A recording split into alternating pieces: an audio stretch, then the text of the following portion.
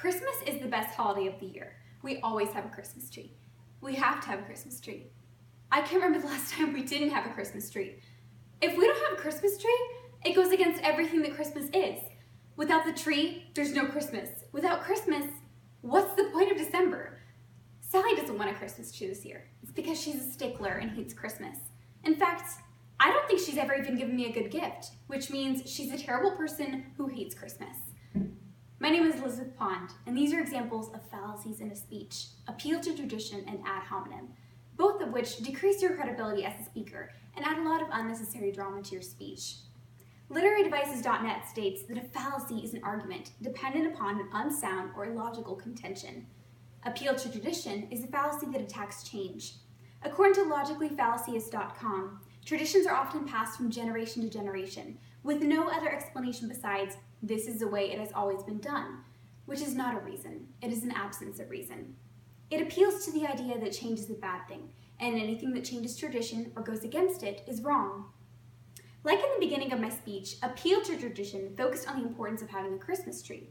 Yet, there was no other reason to have one other than the fact that people always have one. I'm not saying that Christmas trees are bad and that people shouldn't have one, but I was forcing the fact that people always have one onto my audience.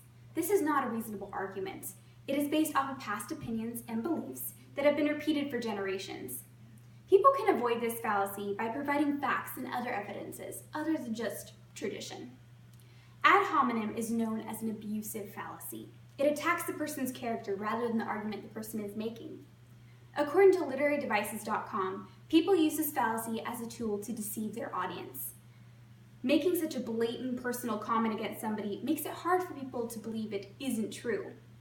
But the fact is, an attack on someone else's character really opens the door to your own. Ad hominem is irrational and oftentimes irrelevant to the person's argument. People who commit this fallacy sometimes believe that what they're saying is true about that person. They're making a statement based on their own opinion or the opinion of somebody else.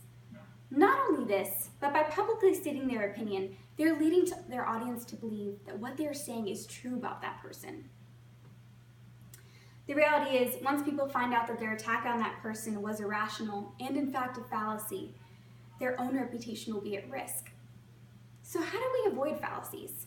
Always make sure what you say is credible and backed up with substantial evidence. Blatant comments lead to speculation and lack of credibility for the speaker.